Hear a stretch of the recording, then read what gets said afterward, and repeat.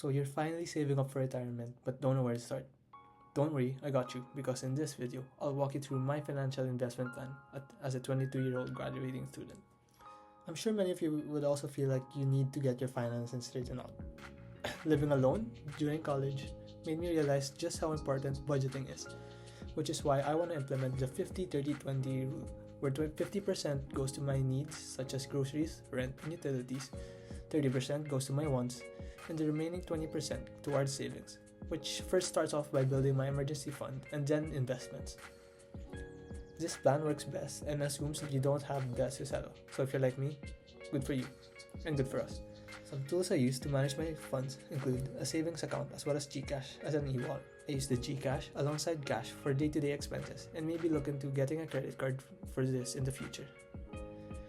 Rent so far isn't a problem since I live with my mom, one of the few advantages of being Filipino.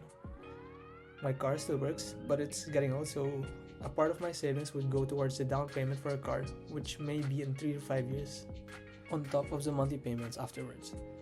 All of these are of course subject to change, and a part of having a well-rounded financial plan is adjusting to different factors. In terms of investments, I've been allocating most of my funds to ETFs, and here's why I think you should do the same and start as early as now.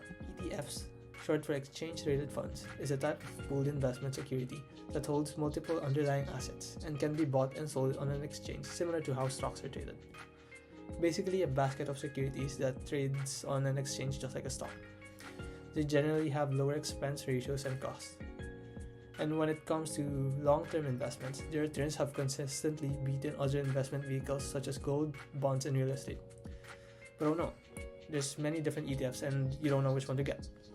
Well, you can buy ETFs based on your priority. Since there's a lot of them, there will be riskier ones better for short-term, lower or higher costs, but I'll show you which ones I have and why.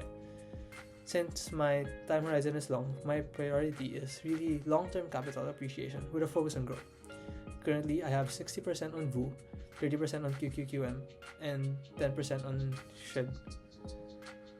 VU at the core is for stability, QQQM or cubes is for tech and growth, and SHIB is for dividends. This strategy is simple: buy and hold, possibly reinvest if you get dividends or continuously adding in money. And then regardless if the market goes up or down, I keep investing and there's no time in the market. But you're probably thinking, oh, I'm still a broke college student or an employee. Why should I put 5,000 pesos right now? That 5,000 pesos is a big amount of money for us right now, but it wouldn't be too heavy on the pocket when I'm 40 and earning millions a day. Well, the math tells us that with compound interest, you should start as early as you can, even if you put less money in. The situation here shows us that you can earn more while putting out less just by starting earlier. ETFs operate on a similar concept but on a daily basis with both ups and downs. Factoring in historical returns, you may very well end up retiring richer than you'd expect. What else are you waiting for? Just buy and hold.